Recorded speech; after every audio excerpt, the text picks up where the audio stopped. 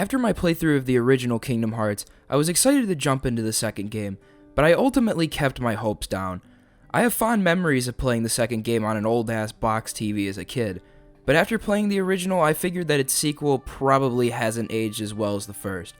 So after giving it a fair shot, and playing the ever-living shit out of this game, I was ultimately disappointed. Psych!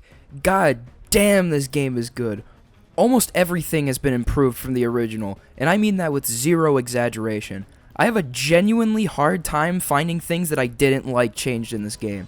It's such a huge improvement that I don't really know where to start. How about where we started when I started the original Kingdom Hearts review, with the worlds. Holy fuckamole are the worlds in this game good as hell. Remember in the Kingdom Hearts review when I said that the big issue that I had with the game was the lack of consistency in terms of world quality? Well, Kingdom Hearts 2 said, nah, fuck that shit. Here, have a bunch of good worlds that are packed with content. The Beauty and the Beast world, the Mulan world, the Pirates of the Caribbean world. All of these worlds are serviceable at worst and fucking fantastic at best. Even the recycle worlds are improvements from the original. The Nightmare Before Christmas world is better than the original, which is saying something because that was my favorite world in the original game. Agrabah is better and its battle theme is drastically improved, and instead of making the Little Mermaid world a shitty underwater hellhole, they made it a mediocre rhythm game, which I will not complain about. My favorite world in the game has to be Timeless River, purely for the aesthetic alone. You enter the world and everything is black and white, Sora and the gang look like they came out of Walt Disney's first cartoons, and the audio is super compressed, leading to an excellent world design-wise. It's just a shame that it's the only world in the game that didn't have a second mission to go back and revisit. The only world I had any negative feeling towards was the Tron world. I have 3 words to describe my feelings on the Tron world. Fuck this world. This world has absolutely zero redeeming qualities. The level design itself is mediocre at best. The cutscenes and characters are so bad and boring that I had me skipping through cutscenes, which is something that I hadn't done up until this point. The music sounds so atrociously bad that you could fool me into thinking that a dimension-ridden grandma with no arms tripping balls on a fuckton of acid made it.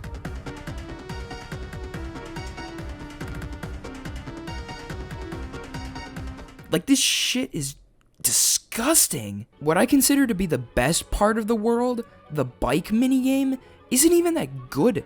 Like, the controls just feel hella scuffed.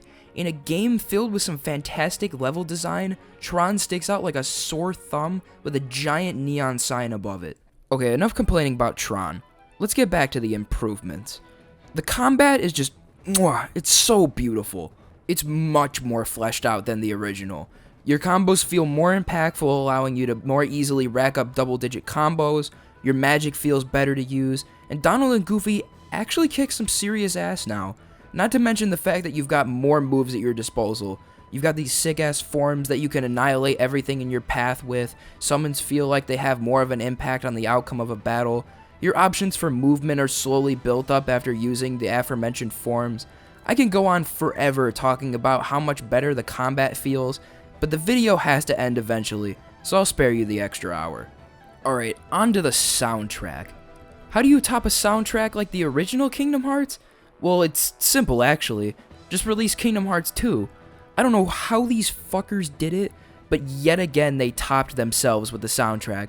Back to back to back bangers. Almost every piece of music from the world themes to the boss music does a fantastic job at immersing you in this incredible adventure. There's a ton of great boss themes. The Encounter, Vim and Vigor, Dance to the Death, Tension Rising, Rowdy Rumble, the 13th Struggle, the 13th Dilemma, the 13th Reflection. Oh my god, so many good boss themes.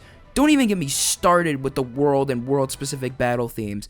Beast Castle has this enchanting tune playing as you explore. Agrabah's battle theme was improved immensely from its original debut. The Underworld has this sinister-ass battle theme. Like, come on! Kingdom Hearts 2's soundtrack goes so unbelievably hard that I cannot put into words just how great it is. It's a game that has more bangers than I do credit card debt. If this review doesn't convince you to at least buy the game, at the very least listen to the OST. Trust me, you'll thank me later. Alright, now on to the stuff that I'm not so head over heels about. I really quickly wanted to mention the difficulty, because from my experience on normal mode, I found the game to be too easy. I get that this is very easily fixed by ramping up the difficulty, but I also just can't overlook the fact that there is a shit ton of overpowered moves at your disposal, piled on top of a mountain of comeback mechanics. Your partners give you heals constantly, you can heal yourself fairly often, you have 5 different overpowered forms at your disposal to get you back to instant health. Mickey can sometimes appear if you lose and just revive you. Like, okay, it's not enough to really affect the experience, let alone ruin it. It just feels like something I should have mentioned. Maybe I'll feel differently if I ever go back and play it on a harder difficulty, but nevertheless, that was my experience. But just to make sure that the difficulty isn't too unbalanced, let's fight this question mark guy. I wonder if it won't change its mind once I defeat you.